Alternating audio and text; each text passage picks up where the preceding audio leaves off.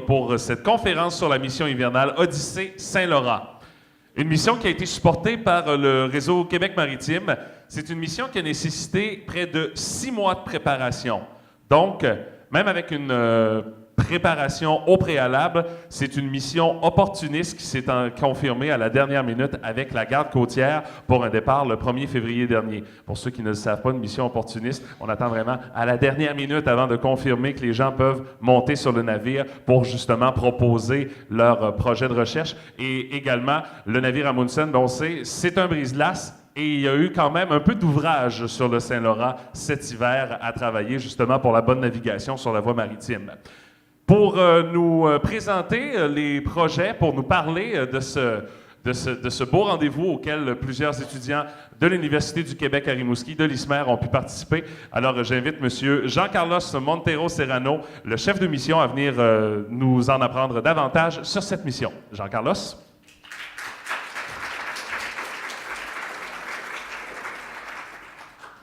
Bienvenue à tous. Merci d'être là ce soir pour la première conférence grand public sur la mission hivernale Odyssée Saint-Laurent. Le but de la conférence est de donner un peu plus d'informations dans une ambiance un peu plus décontractée sur les activités de recherche qu'on effectue dans le Saint-Laurent à l'hiver à bord du brise-glace de la garde côtière canadienne Amundsen. Il faut juste je voulais juste vous dire en fait, que cette mission, il y a une trentaine de scientifiques et d'étudiants qui sont involucrés et qui ont participé à cette mission. C'est différent dans différents domaines de l'océanographie, de différentes universités et institutions au Québec. Il y a l'Université Laval, Concordia, McGill, l'Université de Montréal, l'Université du Québec à Rimouski, l'ISMER, entre autres, qui ont travaillé ensemble en fait, pour un projet commun. En fait. C'est vraiment d'acquérir une plus grande information sur l'écosystème du Saint-Laurent à l'hiver. Moi, j'ai l'impression qu'on connaît plus la planète Mars que notre propre Saint-Laurent. Alors, je pense qu'il y a certaines choses de l'écosystème du Saint-Laurent à l'hiver qu'on ne connaît même pas. En fait, le but de cette mission-là, c'était vraiment aller récolter de l'information pour combler ce trou-là. Et ce soir, il y a autour de 10 étudiants qui vont présenter leur projet de recherche d'une façon vulgarisée. Mais tout d'abord, en fait, je vais laisser la parole à Erwan Fraboulet, qui est le responsable du programme Odyssée Saint-Laurent du réseau Québec Maritime.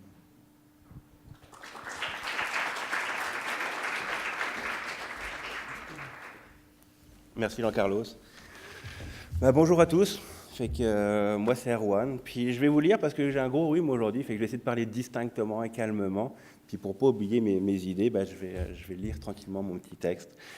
Moi je travaille pour le RQM. Là vous allez me dire c'est quoi le RQM? Le RQM c'est le réseau Québec Maritime. Okay? Pour faire une histoire courte, dans le fond le Québec a mis en place une stratégie maritime il y a presque 5 ans. Et dans le fond pour vraiment développer durablement tous les secteurs liés au milieu maritime. Donc, en 2016, le secrétariat à la stratégie maritime a poussé la création d'un réseau qui regroupe toutes les institutions de recherche, l'université, les collèges et toutes les organisations ministérielles, les OBNL, les entreprises qui ont un intérêt à participer à la recherche et au développement du secteur maritime. Au RQM, on entend par maritime aussi bien le milieu marin, le golfe, l'estuaire, tout le Grand Nord, que le système fluvial aussi, donc le corridor vers Montréal, vers Québec. Okay? Et en 2017, dans le fond, les fondateurs du RQM, on avait besoin de supporter la recherche financièrement. Donc, ils ont mis en place le programme Odyssée Saint-Laurent. Okay? Le programme Odyssée Saint-Laurent, dans le fond, il a été lancé fin 2017 avec, dans le fond, une subvention obtenue par le ministère de l'Éducation et de l'Innovation de 15 millions de dollars sur 5 ans, ce qui là peut donner beaucoup de support pour supporter des initiatives de recherche novatrices. Voilà. Fait qu'au niveau du programme Odyssée Saint-Laurent, il y a deux grands chantiers, on les appelle en fait à l'interne. C'est chantier découverte, où là on veut en fait acquérir des données stratégiques qui n'existent pas encore spécialement sur le Saint-Laurent, puis un chantier application où on veut développer des outils qui vont être utiles pour la société québécoise. Donc en fait, c'est dans ce cadre du chantier de découverte de Odyssée Saint-Laurent que la mission dont on va parler ce soir, en fait, s'inscrit. Parce qu'en fait, ça paraît surprenant, ça a beau faire 100 ans là, qu'on étudie le Saint-Laurent au Québec. L'hiver, c'est encore, comme disait Jean-Carlos, beaucoup de données mal connues, mal décrites. Fait qu'il fallait permettre aussi l'accessibilité à ce fleuve en hiver. Puis c'est pour ça que, dans le fond, on a dû s'associer à la garde côtière canadienne, qui, elle, a des brise-glaces de recherche. Durant l'été, les brise-glaces, ils sont dans le Grand Nord, puis ils font de la recherche, mais l'hiver, les brise-glaces, ils font leur job de brise-glace, c'est-à-dire qu'ils vont ouvrir les voies commerciales sur le Saint-Laurent. Donc, tout l'enjeu, c'était de mettre à bord de ces brise-glaces-là des scientifiques. Parce que la priorité de la garde côtière, c'est d'ouvrir la voie commerciale. Okay? Puis eux autres, quand ils sont appelés, il faut ouvrir la route à tel endroit, ils filent là, puis ils y vont. Fait qu'en gros, tout l'enjeu de cette mission-là, c'était préparer une trentaine de scientifiques, préparer tout le matériel, la glace, tout le kit, puis dire, quand est-ce qu'on part? Fait qu'un coup, c'était, on part telle semaine. OK, on y va. Non, on part pas telle semaine. OK, on part telle semaine. C'est l'horreur. Okay? On pourrait y revenir, mais c'est franchement ça une mission d'opportunité. Puis après, quand on est à bord du bateau, OK, là, j'ouvre la voie pour tel bateau de cette île à telle place. OK, je ne peux pas faire de science. J'attends. Là, on a une opportunité. Fait là, le commandant, OK, vous pouvez lancer les équipements. Là, on y va. Finalement, on ne peut pas, j'étais appelé à telle place. Fait que c'est ça. C'est constamment, c'est une résilience complète, finalement, pour être capable de réaliser la science, une mission d'opportunité en hiver sur le Québec. Fait qu'aujourd'hui, ce qu'on vous présente, on vous propose, c'est finalement donc une dizaine d'étudiants qui vont présenter des petits volets d'une quinzaine de projets de recherche, comme disait Jean-Carlos, qui correspondent en fait à une collaboration de nombreuses universités, institutions fédérales, provinciales. Et je pense que c'est un beau succès dans ce sens-là, parce que le monde s'est uni, a collaboré, et a permis vraiment, donc, vous verrez, pas mal de nouvelles découvertes. Et l'année dernière, il y a eu une première mission, ça s'était passé de dernière minute, une quinzaine de chercheurs à bord. Là, ça a pris plus de temps, on a mis près de 8 mois à préparer cette mission-là. Puis c'est pour ça que je mentionne vraiment Amundsen Science, qui est l'organisme qui gère le navire de recherche Amundsen, et la garde côtière canadienne. C'est vraiment une collaboration importante.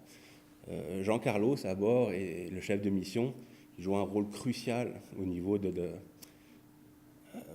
pour justement coordonner, j'ai envie de dire, les conditions là, que le commandant, il faut que je déglace ici, puis là, il faut que lui prépare sa rosette pour être capable de mettre ça à l'eau rapidement. Donc, c'est un rôle essentiel de coordination et d'adaptation. Il était assisté cette année de Marie-Pierre Saint-Onge, qui se trouve être la coordinatrice des missions scientifiques du réseau Québec Maritime. Et c'est un rôle essentiel de préparation. C'est énormément de préparation pour un départ, on ne sait pas, dernière minute. Fait que je voudrais vraiment les remercier, Marie-Pierre, Jean-Carlos, pour avoir réalisé ça. Donc, une dernière petite chose aussi, avant de laisser place à la présentation. Je tiens à mentionner que nous avons volontairement aussi laissé un petit break médiatique.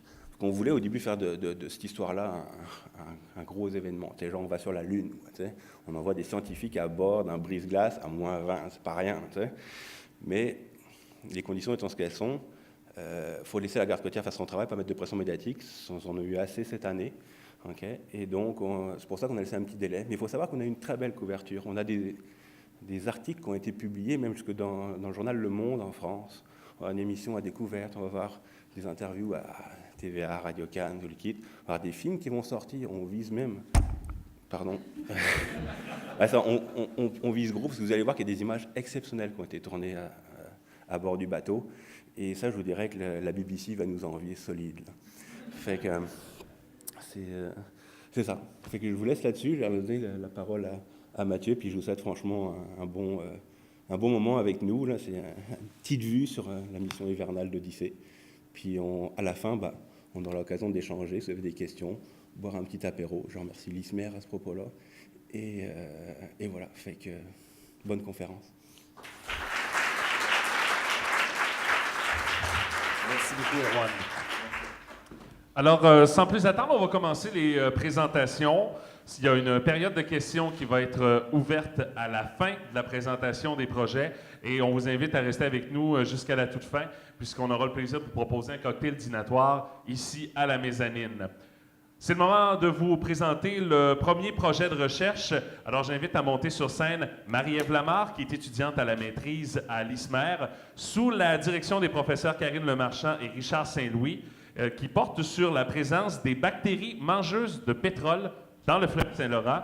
Et Marie-Ève, il semblerait que tu donnais des cours de yoga le soir sur le navire. Comment tu faisais pour garder l'équilibre? Parce qu'on s'entend, sur un navire, c'est pas du tout comme sur la terre ferme, là. Non, c'était pas très évident, mais ça nous a aidé à décompresser. C'est bien, mais je pense que je vais aller plus.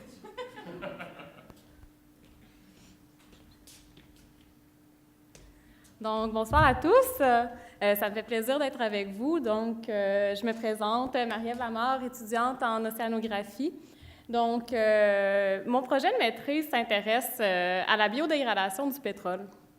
Donc, c'est quoi la biodégradation? Comment? Pourquoi? Par qui? En fait, dans les milieux marins, il existe des bactéries, des organismes qui ont la capacité de dégrader le pétrole. Ils la consomment, c'est leur nourriture. Puis moi, je m'intéresse particulièrement aux bactéries hydrocarbonoclastes. C'est comme ça qu'on les appelle. Donc, à bord de la Munsen, j'ai fait, l'idée, c'était d'aller voir c'est quoi la diversité bactérienne qu'il y a dans le fleuve Saint-Laurent en hiver. Puis, c'est comme Jean-Carlos le disait, il n'y a pas beaucoup de données, encore moins sur la diversité bactérienne. Dans les années 90, on a démontré l'existence de ces bactéries-là dans notre fleuve, mais on n'a pas d'idée précise sur la composition. Donc, j'ai effectué de l'échantillonnage d'eau de mer un peu partout dans l'estuaire, mais à un endroit bien particulier aussi, au fameux Pockmark. Peut-être que vous en avez déjà entendu parler à la radio. En français, un évent gazeux. En fait, c'est une dépression dans le fond marin, puis il y a libération naturelle de méthane. Le méthane, c'est un hydrocarbure. Donc, on s'est dit, s'il y a de la nourriture, il y a sûrement des bactéries. Donc, ce que vous voyez ici, c'est le fond marin. Puis, la plume qui se libère, c'est les bulles de méthane qui ont été captées par un sonore multifaisceau. Donc, il y a eu filtration d'eau de mer et à partir des filtres, je vais être capable de faire des tests de génétique pour voir c'est quoi la diversité de bactérienne. Puis là, on s'est dit, bon, tant qu'à y être, on est sur un bateau, aussi bien regarder les taux de dégradation du pétrole. Donc, on a fait des incubations d'eau de mer avec du pétrole sur une période de 15 jours, puis on va voir, ça va vous donner une petite idée sur la capacité du fleuve Saint-Laurent à biodégrader le pétrole.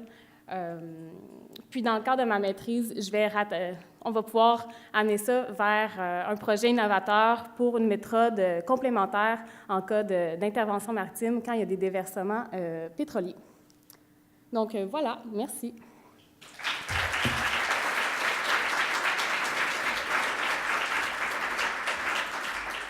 Merci beaucoup, Marie-Ève. Et je vous rappelle, vous allez pouvoir poser les questions à la fin des présentations ce soir à chacun de nos étudiants qui vient nous proposer justement les résultats de leur recherche, leur courte présentation aujourd'hui, si vous voulez avoir un peu plus de réponses à ce que vous posez comme question un peu par rapport aux présentations qui sont faites. On poursuit avec Christophe Anderson, que j'invite à monter sur scène. Christophe, qui est étudiant à la maîtrise à l'ISMER. Christophe vient nous présenter son projet qui est supporté par les professeurs Dominique Robert, Céline Audet et Guy Schwinkler.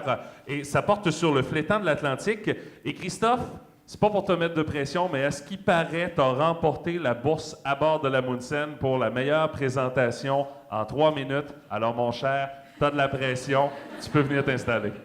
Merci pour la pression.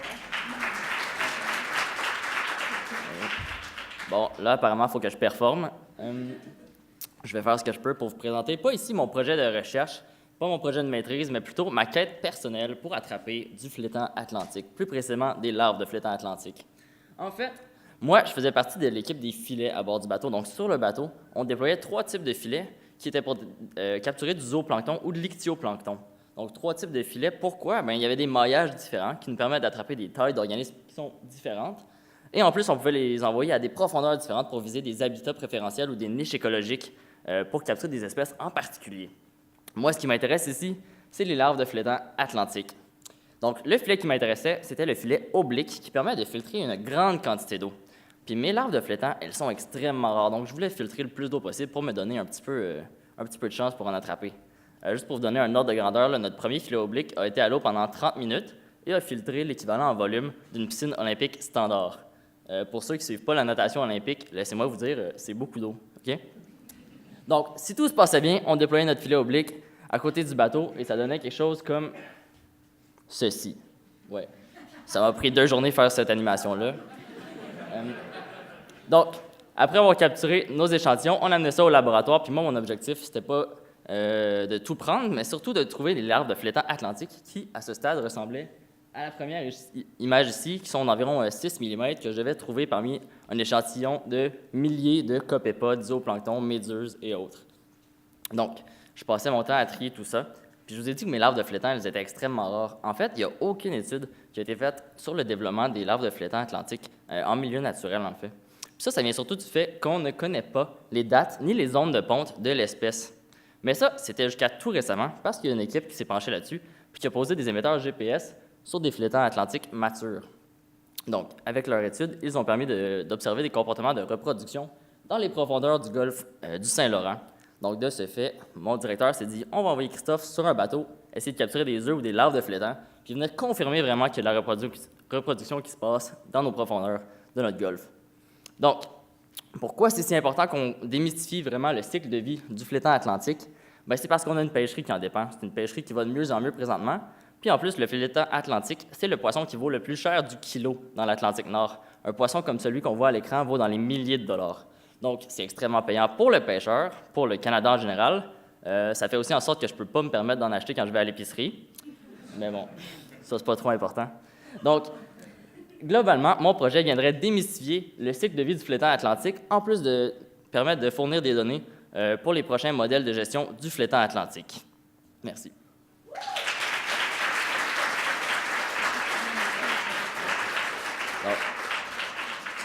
Right. J'espère que vos attentes n'étaient pas trop élevées. Maintenant, mon projet, il se réoriente un petit peu. Puis sur le bateau, j'ai eu la chance de prendre des images de zooplancton, de ce qu'on capturait dans nos filets. Puis j'aimerais ça vous montrer une petite capsule de 1 minute qui montre un peu ce qu'on a capturé.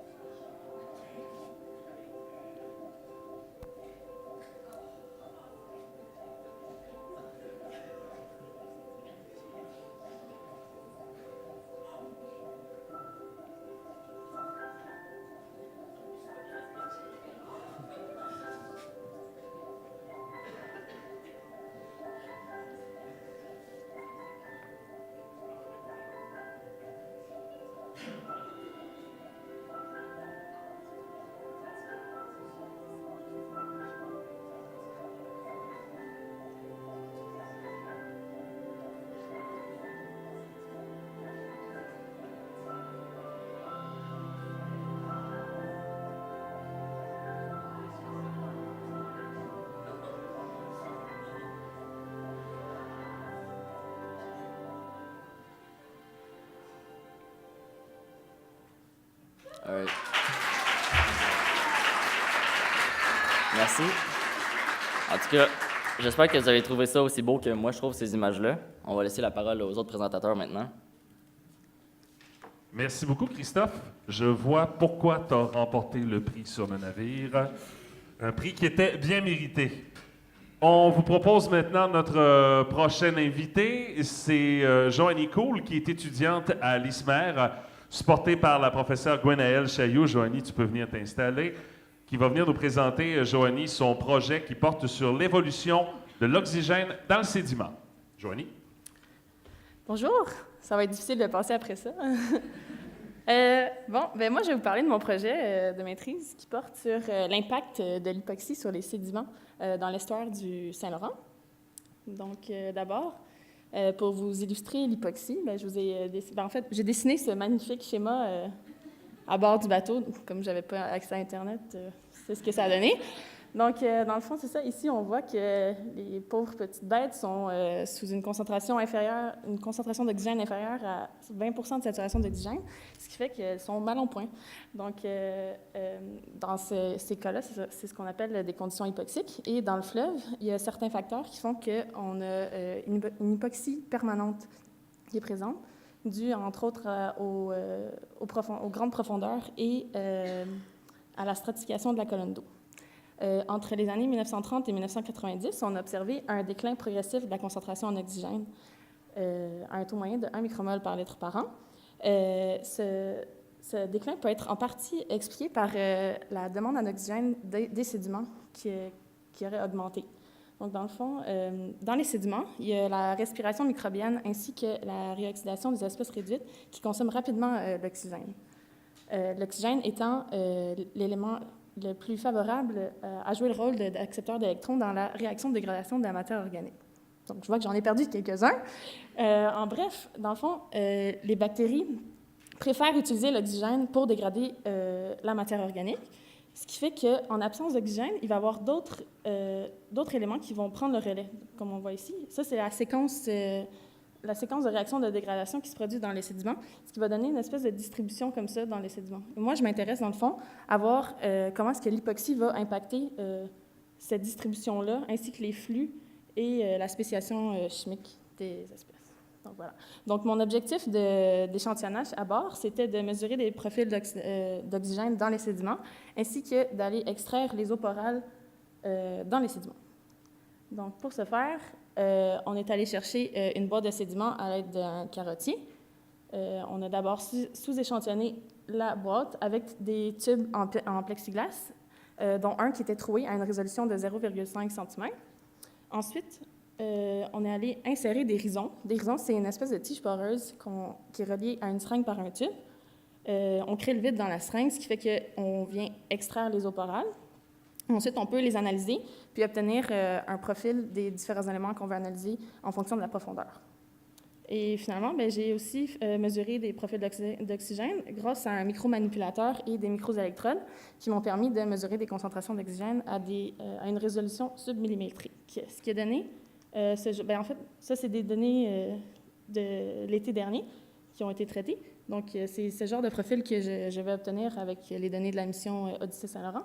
Ces profils-là me permettent de mesurer la profondeur de pénétration de l'oxygène ainsi que les flux diffusifs et de voir le lien entre l'hypoxie et les processus biogéochimiques dans les sédiments.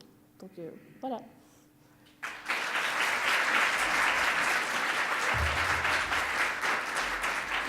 Merci beaucoup, Joanie.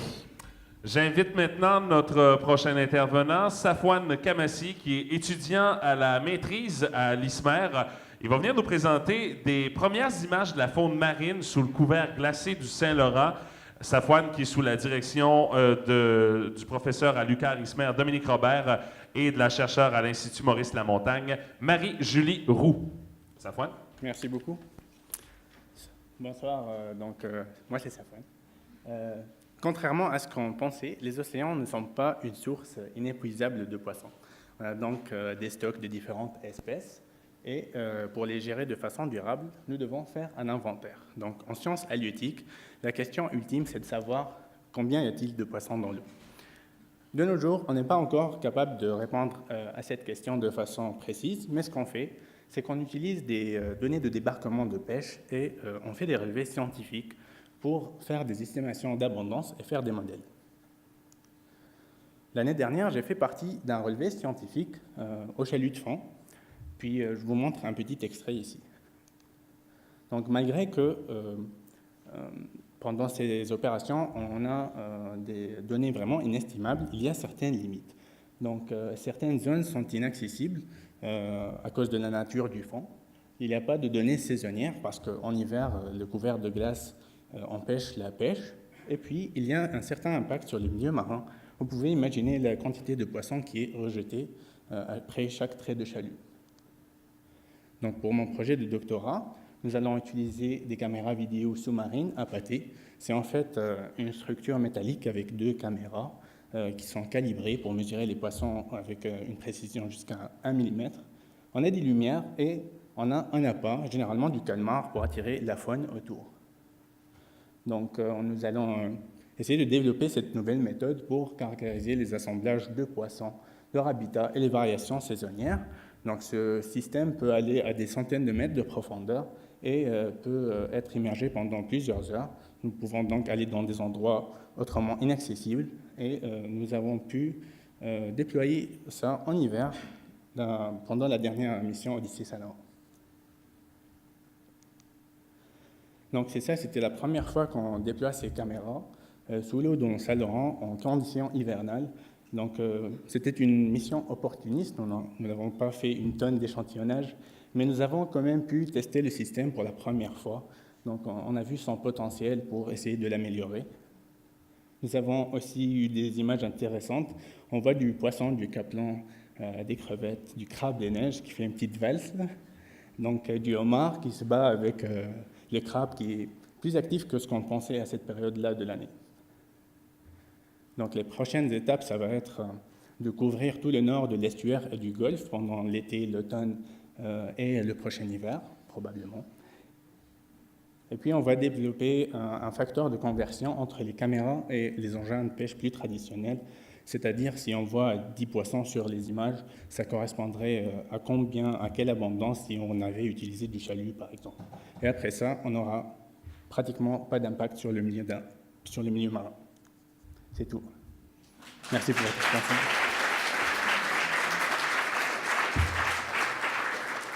Merci beaucoup, Safouane. Honnêtement, c'est très intéressant de voir les images sous-marines qui étaient vraiment d'une qualité impressionnante. Et je dirais aussi, c'est impressionnant de voir aussi les conditions sur le navire. On a vu que ce n'était pas nécessairement évident ce qui se passait sur le navire en tant que tel comme conditions hivernales en plein cœur du fleuve Saint-Laurent. Alors, merci pour ces images qui nous montrent un peu les dessous de la recherche que vous avez fait sur l'Amundsen un peu plus tôt cette année.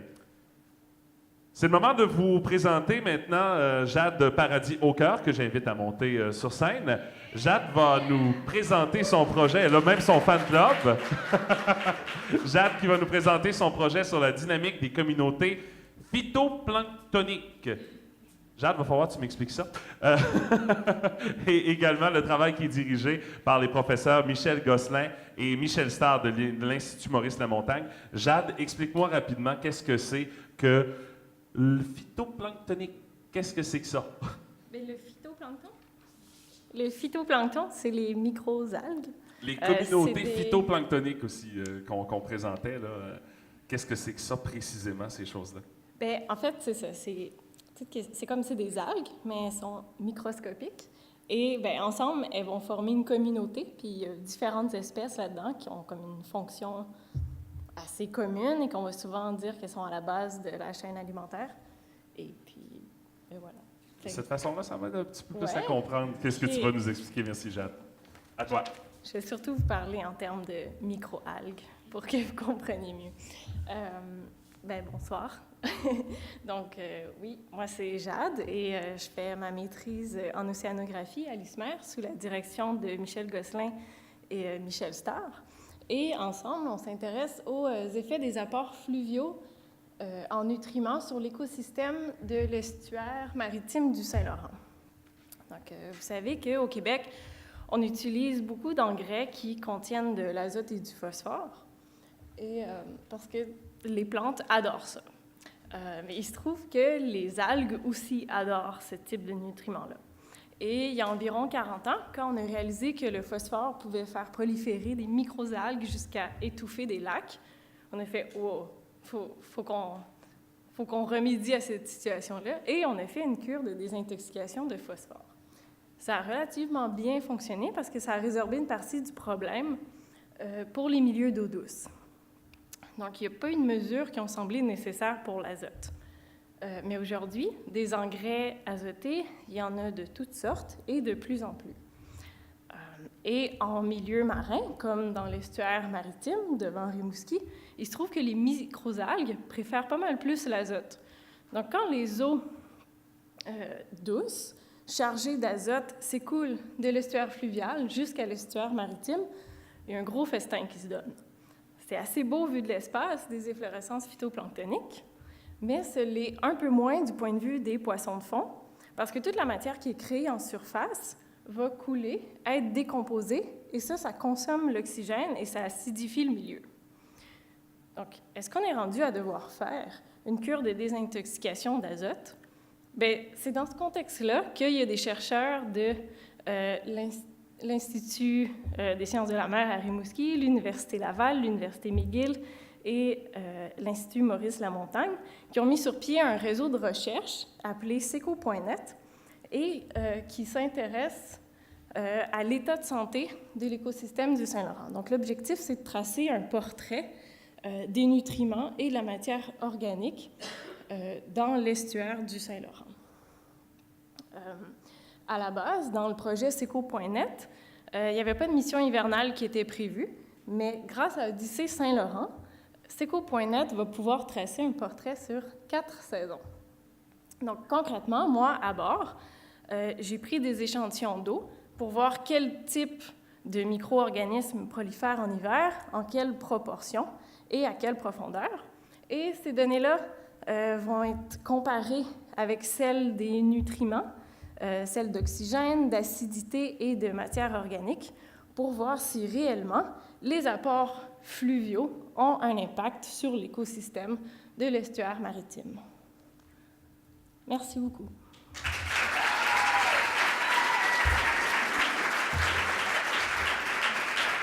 Merci beaucoup, Jade. Tu peux retourner à ton fan club. Il nous reste maintenant plus que 2 projets à vous proposer. La soirée qui avance très vite. D'abord, j'invite Anne-Sophie Fabré, qui est la grande gagnante de la partie de bingo amical avec une carte pleine. Félicitations, Anne-Sophie. On voit qu'on occupe son temps comme on peut aussi sur le navire pendant que vous êtes sur le fleuve. Et Anne-Sophie, durant la mission, plus sérieusement, a travaillé sur un projet qui portait sur la distribution des tailles de particules dans l'estuaire du Saint-Laurent. Elle était supportée par les chercheurs Pierre Larouche de l'Institut Maurice-Lamontagne et Jean-Carlos Montero Serrano de l'ISMER. Merci. Donc, vous avez sûrement déjà remarqué que la couleur de l'eau n'est pas partout la même. Donc, par exemple, si vous prenez vos vacances à Bora Bora, vous allez avoir une eau très claire, mais si vous les prenez à Québec, ça se peut que vous trouviez que l'eau est un petit peu plus foncée. Ça, c'est dû au plus grand nombre de particules qui est retrouvé. Donc, comment les particules vont influencer la couleur de l'eau? C'est dû à leur impact sur la lumière.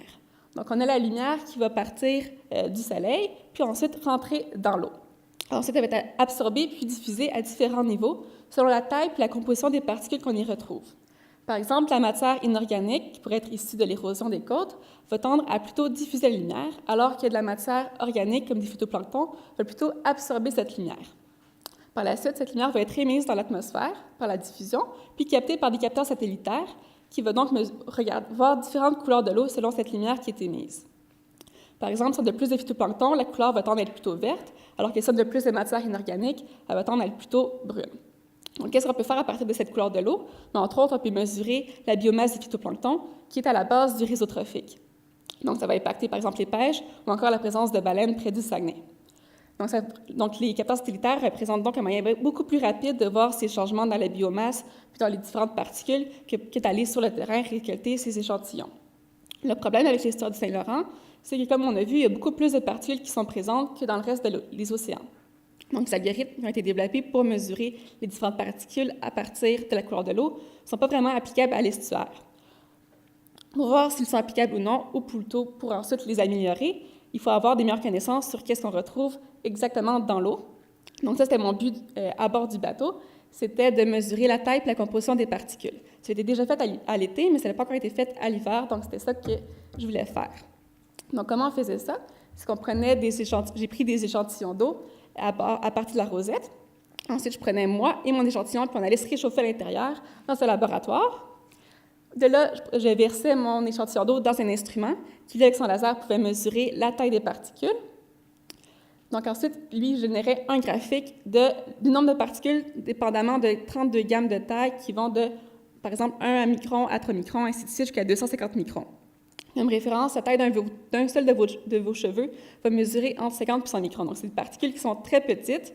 Puis, je suis bien contente de ne pas vivre dans les années 50 parce que dans ce temps-là, on utilisait un microscope qui aurait fallu que je mesure un à une leur taille. Donc, l'instrument le faisait pour moi. Puis, à partir de là, j'ai donc une meilleure idée de la taille des particules le long de la colonne d'eau, puis aussi le long de l'estuaire. Ça va me permettre de comparer ça aux valeurs du capteur satellitaire, puis de les valider ou non, puis éventuellement de les améliorer pour qu'on fasse un meilleur suivi des différents types de particules puis de leur composition dans l'estuaire du Saint-Laurent, autant à l'été qu'à l'hiver. Merci.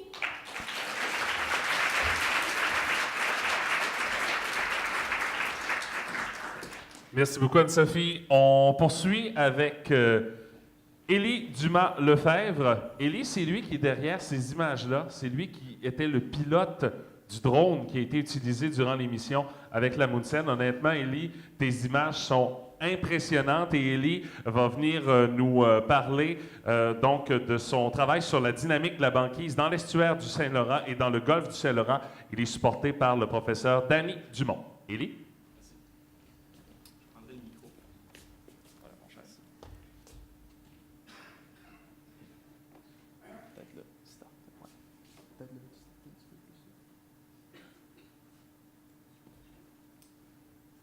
Bonsoir à tous. Aujourd'hui, je suis ici pour vous présenter mon expérience à bord du navire Omniscient. D'abord, je vais me présenter. Je m'appelle Élie Dumas-Lefebvre. Désolé. OK, c'est bon. OK. Bon, mais je ne m'en présenterai pas, mais en gros, je travaille en océanographie physique sous la supervision de Danny Dumont et Daniel Bourgault à l'ISMER. Et en février dernier, j'ai eu la chance de participer à une mission assez incroyable qui est la mission Odyssée Saint-Laurent, et de piloter un drone pour échantillonner la glace de mer, chose qui n'avait vraiment pas été faite auparavant, ou bref, c'est dans les débuts. À bord du navire, j'ai utilisé plusieurs appareils, notamment une caméra à bord d'un hélicoptère et un réseau de caméras à bord du navire, dans le but d'échantillonner la glace de mer au meilleur de ma capacité.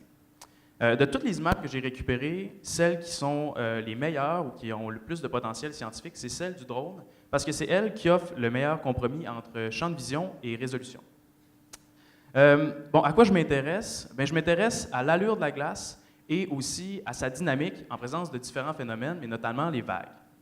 Il faut savoir que d'abord, je veux quantifier l'allure de la glace en récoltant des données par rapport à la variation spatiale de la taille des morceaux de glace. Cette taille-là est vraiment importante parce qu'elle dicte en grande partie la dynamique de la banquise en présence de vagues ou de différents forçages. C'est elle qui va dicter son évolution, comment elle va réagir et comment elle va se combiner pour créer une banquise vraiment variable. En plus de la banquise fragmentée, mais j'ai aussi étudié la banquise qui était déformée, et cette déformation-là, en fait, elle nous informe sur le passé de la glace, son histoire, comment elle a répondu à différents forçages. Bref, cette réponse-là va dépendre de l'épaisseur, donc elle nous informe aussi sur son épaisseur. Quand on voit ça, c'est hyper variable. C'est une glace qui a un passé assez particulier et intéressant parce qu'il y a plusieurs phénomènes qui se sont déroulés. Bon, jusqu'à maintenant, je vous ai parlé de la glace de façon statique, c'est-à-dire que le drone bougeait, mais la glace, elle, bougeait vraiment pas beaucoup. Mais là, on inverse ça. C'est le drone qui va être statique et c'est la glace qui va bouger.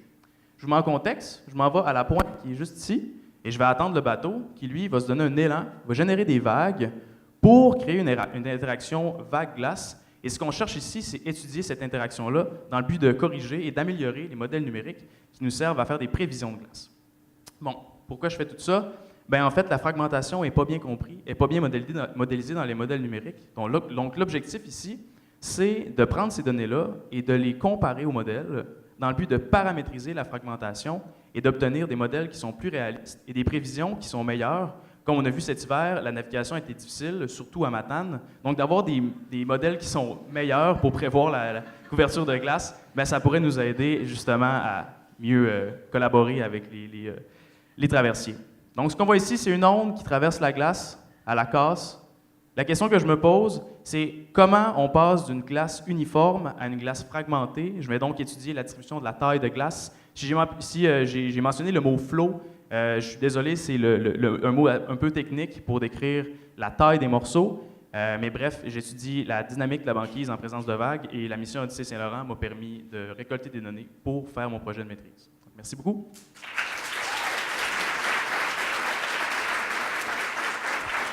Merci beaucoup, Élie. Très impressionnant tes images et c'est le fun de voir qu'avec les drones, leur utilité, ben, c'est pas uniquement d'aller s'amuser puis de nuire aux avions en zone d'atterrissage. On voit vraiment qu'on est en mesure d'aller chercher des images impressionnantes qu'on n'était pas en mesure d'avoir aussi facilement que ça avant. Honnêtement, c'était très impressionnant comme image.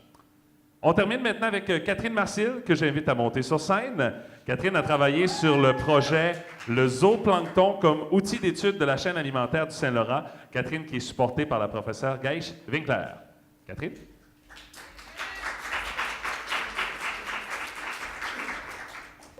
Oui. Alors, bonjour à tous. Merci d'être venus écouter nos petites histoires de marins. C'est vraiment le fun.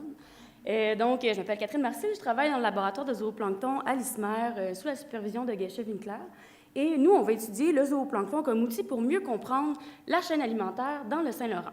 Donc, quand on pense à la chaîne alimentaire, on peut s'imaginer quelque chose de super joli et cute comme ça, de très simple. Mais dans la vraie vie, c'est pas mal plus complexe que ça, mais ô combien plus intéressant. Donc, ça ressemble à quelque chose comme ça. C'est vraiment le chaos. C'est vraiment plutôt un réseau qu'une chaîne. On va appeler ça le réseau trophique.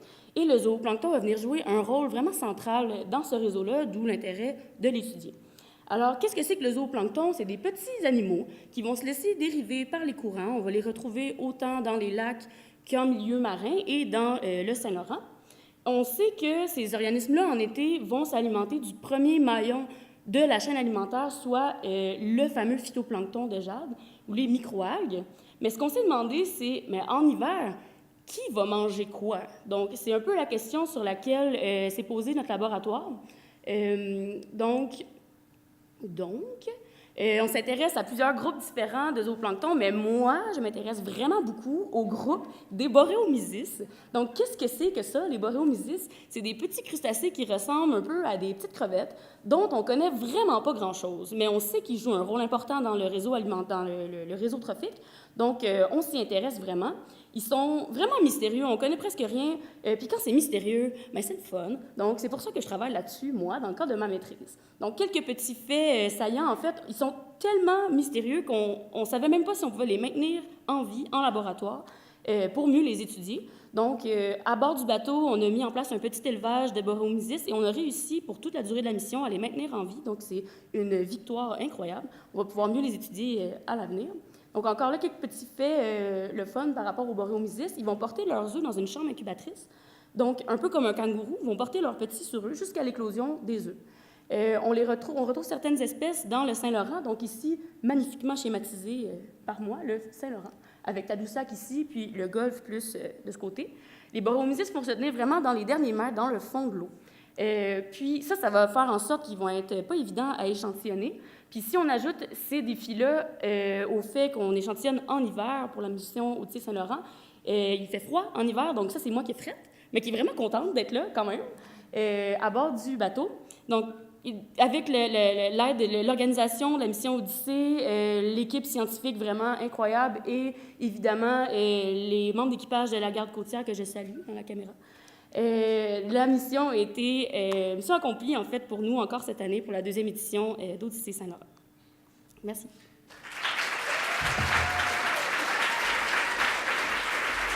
Merci beaucoup, Catherine.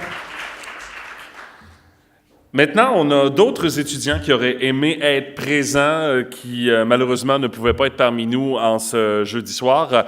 Alors, ils nous ont tourné une courte présentation de leur projet.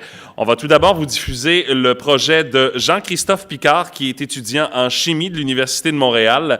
Il va nous présenter son projet de recherche sur les contaminants émergents. Il est supporté par le chercheur Sébastien Sauvé. Sa présentation qui va être suivie par celle de Vincent Villeneuve, qui va nous présenter son projet sur les profils des nutriments dans le fleuve durant l'hiver. Alors, on regarde nos présentations.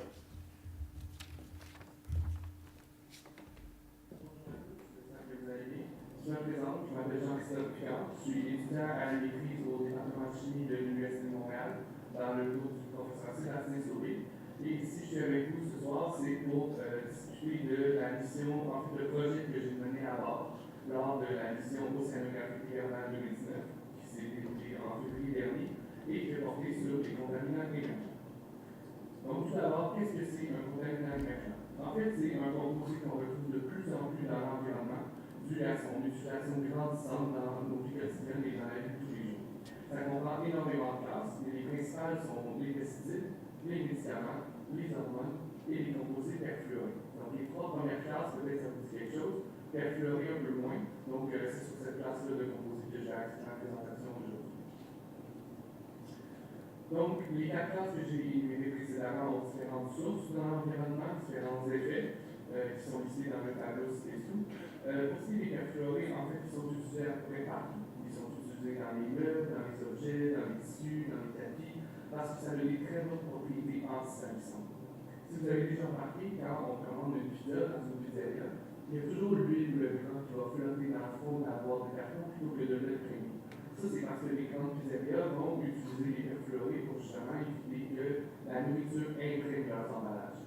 Puis les pizzerias ne sont pas les seuls à utiliser les perfluorés. Toutes les grandes chaînes de restauration les utilisent, que ce soit pour les boissons gazeuses ou pour un burger ou peu importe la nourriture, on utilise les perfluorés pour éviter que ça imprègne les emballages.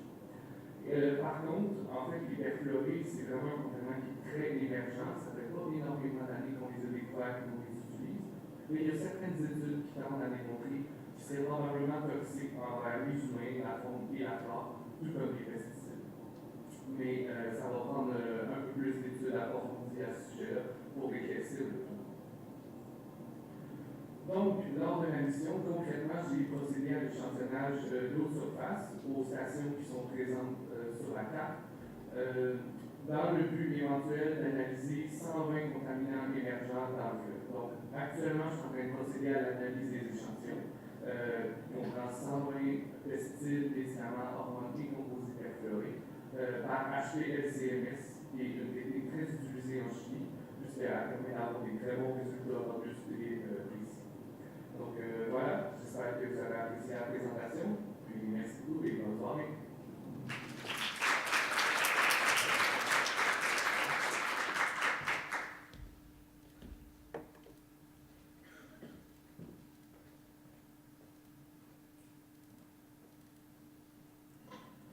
Bonjour tout le monde, je me présente Vincent Villeneuve.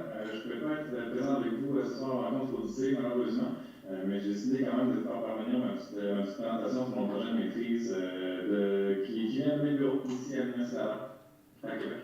Mon projet de maîtrise s'intitule pas exactement comme ça, mais on peut le résumer un petit peu par ce titre-là.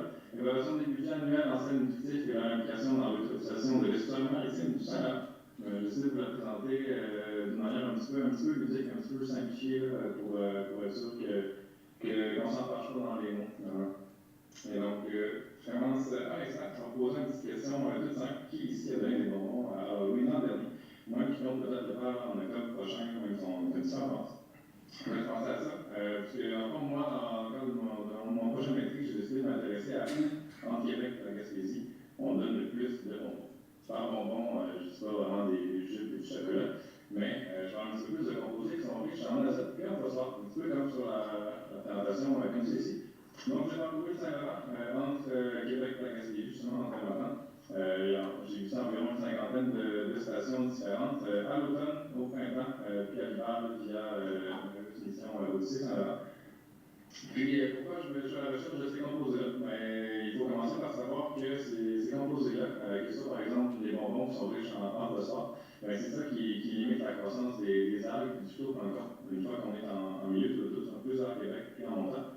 Puis sinon, une fois qu'on tombe en milieu d'eau salée, c'est plus les bonbons riches en azote finalement qui sont limitants dans ce milieu-là.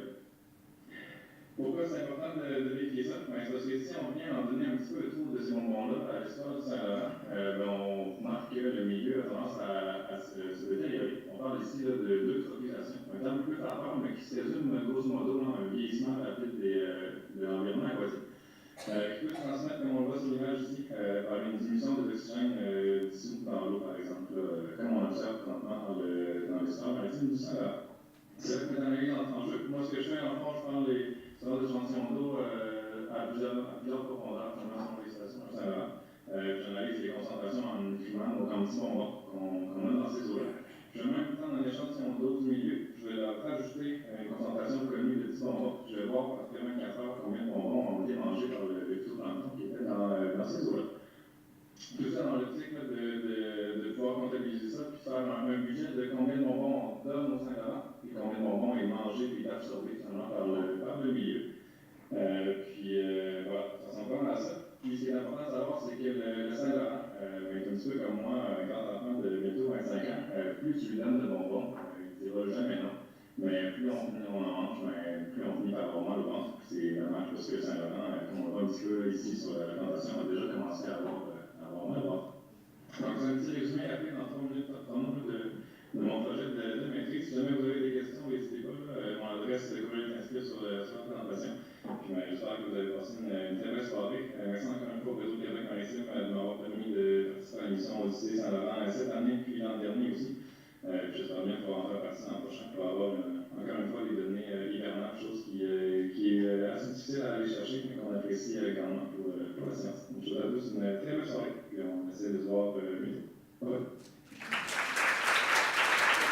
Merci beaucoup à Vincent. Je ne m'attendais pas à voir Bob l'éponge dans des présentations scientifiques aujourd'hui, mais grâce à Vincent, c'est fait. Merci également à Jean-Christophe pour leur petite présentation vidéo, eux qui ne malheureusement pouvaient pas être avec nous ce soir.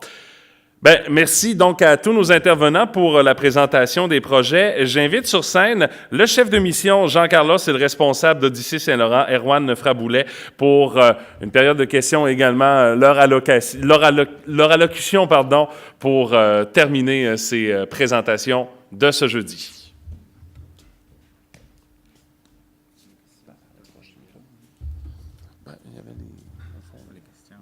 Moi, j'aimerais inviter aussi les vrais participants. On peut-tu? Oui, effectivement. Marie-Ève, Christophe, Joanie, Safouane, Jade, Anne-Sophie, Élie, Catherine, vous pouvez monter sur scène pour pouvoir venir répondre aux questions du public. D'ailleurs, si vous avez des questions pour l'un ou l'autre de nos étudiants présents par rapport aux projets qui vous ont été présentés ce soir, ben, je vous invite à vous lever. Vous dites à qui s'adresse la question et parlez fort, s'il vous plaît, pour qu'on puisse bien vous entendre, pour qu'on puisse répondre à votre question que vous avez à nous poser ce soir. Alors, est-ce qu'il y a des questions dans la salle?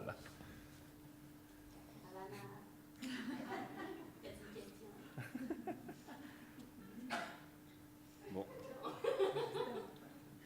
Oui.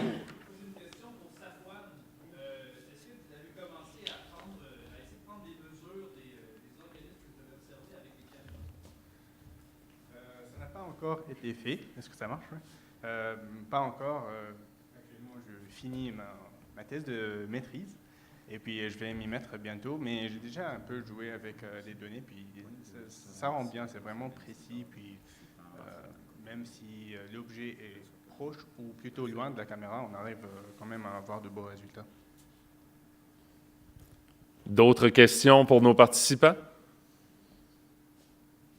Oui.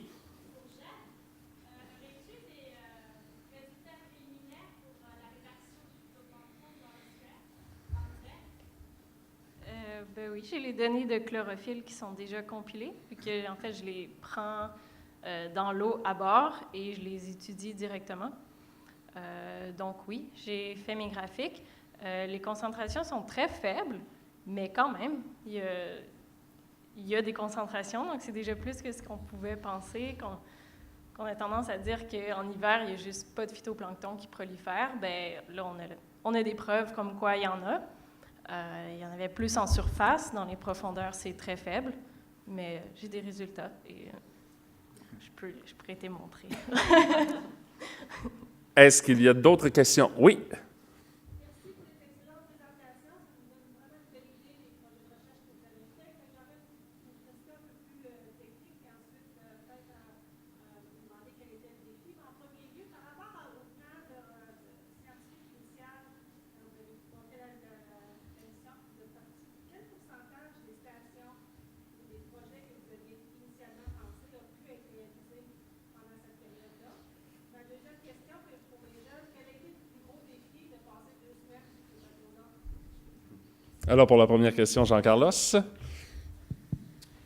Oui, en fait, on a réussi à faire 70% en fait, des stations qui ont été planifiées. C'est surtout parce que c'est un défi de finaliser en fait, les stations à cause qu'on s'est fait toujours couper pour les opérations de déglaçage, d'escorte des navires. Alors, c'était un défi pour nous de réussir à combler ces 70% et on est fiers de ça. Et pour la deuxième question, qui veut répondre? Prendre la parole. En ce qui me concerne, vraiment à titre personnel, le plus grand défi, ça a vraiment été de débarquer du bateau. Parce que j'ai vraiment trippé. Mais sinon, bon, le fait d'échantillonner dans le froid l'hiver, on a eu quand même du temps assez clément et du temps pas mal moins clément. Quand on fait nos filets de zooplancton, surtout quand on est dans le coin de Québec et que l'eau est moins salée, les filets gèlent instantanément. Puis c'est quand même un défi à gérer pour pas qu'il y ait des bris directement sur le filet, mais aussi pour pas que nos organismes y gèlent. Si on veut les étudier, c'est mieux qu'ils soient comme pas trop maganés. Donc ça a été quand même un défi. Il a fallu user de plusieurs tactiques là, pour s'assurer que nos équipements restent en forme et en santé. Mais sinon, c'est ça. Débarquer du bateau, ça a été vraiment difficile. Oui. Pour ma part, bon, c'était une mission opportuniste, puis j'ai pas réussi à avoir le bon matériel pour la mission. Je disais tout à l'heure que les systèmes pouvaient aller à des centaines de mètres, mais là, on était capé à 100 mètres. Donc, ça a limité un peu mes stations à moi, disons, mais sinon, je pense que ça s'est vraiment très bien passé. On n'a pas parlé beaucoup de météo, mais on a eu vraiment du beau temps en général, à part pour ce qui est de pas mal une journée où on a eu du gros vent, puis donc des grosses vagues. Donc, à chaque fois, le bateau, il prenait son élan, puis il écrasait dans les vagues. Il y avait beaucoup d'embruns qui montaient sur le dessus du navire. Et le lendemain, quand on s'est levé, on a eu un appel qui nous disait il faut que tous les scientifiques aillent sur le pont avant pour aller aider à déglacer le pont, parce qu'il y a 10 cm de glace figée absolument partout. Puis, quand je dis 10 cm, là, il y avait ça de glace figée partout sur le pont puis sur le mur avant. On a passé 5 heures à 30 personnes sur le pont avant à piocher là-dessus, vraiment fort pour essayer de tout déprendre. Donc, c'est un défi qu'on ne pense pas nécessairement en partant en tant que scientifique qu'on va peut-être faire, mais si ça n'avait pas été de la vingtaine de scientifiques qui sont montés sur le pont, je pense qu'il y aurait encore de la glace sur la Amundsen en ce moment. Est-ce que vous avez d'autres questions? Sinon, vous pouvez bien sûr aller les poser directement à nos participants. Si vous êtes gêné de vous lever pour poser votre question publique, eh bien, n'hésitez pas. Il y a possibilité de le faire directement auprès de nos participants, puisque vous allez pouvoir aller jaser avec eux lors du cocktail dînatoire. Alors, Jean-Carlos, Erwan, je vous laisse la parole pour le mot de la fin, les remerciements, bien sûr, par rapport à cette présentation de ce soir et également par rapport à la mission que vous avez eu le plaisir de faire avec les jeunes sur l'Amundsen. Bon, je tiens à féliciter les organisateurs, les participants de cette mission hivernale qui ont permis de faire cette mission une belle réussite. Et je sais qu'on a travaillé la plupart du temps avec des conditions très froides, des conditions extrêmes à moins 20, moins 30 degrés. Mais malgré ça, on a réussi à recueillir un peu de données sur notre Saint-Laurent à l'hiver. C'est ça, c'est un exploit très remarquable. Ce fut pour moi un grand plaisir de partager un peu de mon expérience à bord pour réussir les objectifs de chacun des projets qui ont été présentés ce soir. Et je vais finir en fait pour remercier la Garde côtière canadienne, et en particulier les commandants Alain Garipi, Claude Lafrance et tous les membres de l'équipage qui nous sont soutenus techniquement et opérationnellement dans la mission. Et bien sûr, je remercie l'Institut des sciences de la mer de Rimouski, le Réseau Québec Maritime et le programme Odyssée Saint-Laurent pour leur soutien technique et financier.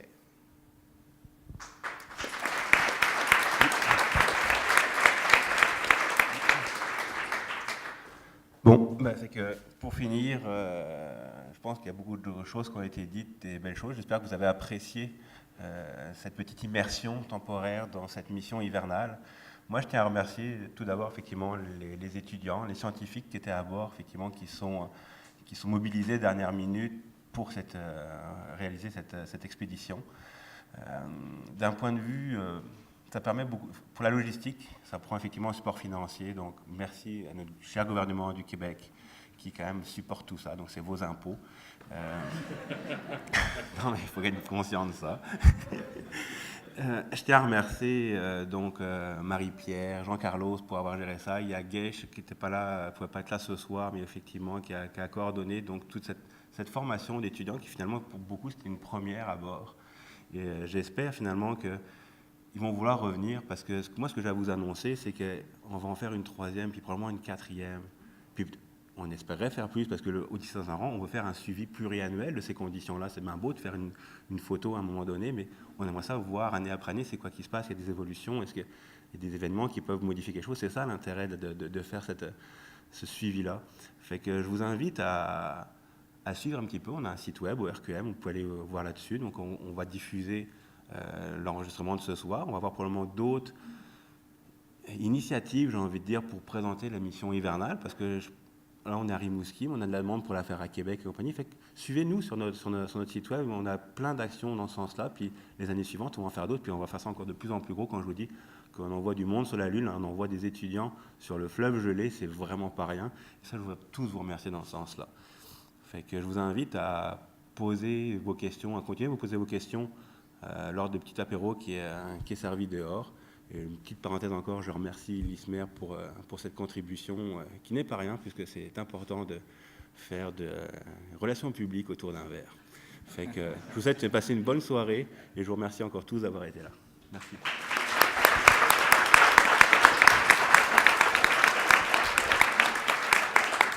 Alors, ça complète notre présentation pour ce soir. On vous remercie d'avoir été là en grand nombre pour ces présentations.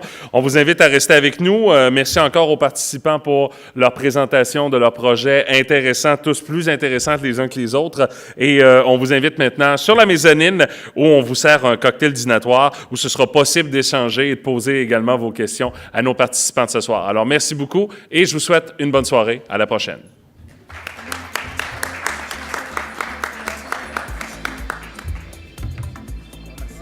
Ça fait plaisir, merci. Très intéressant.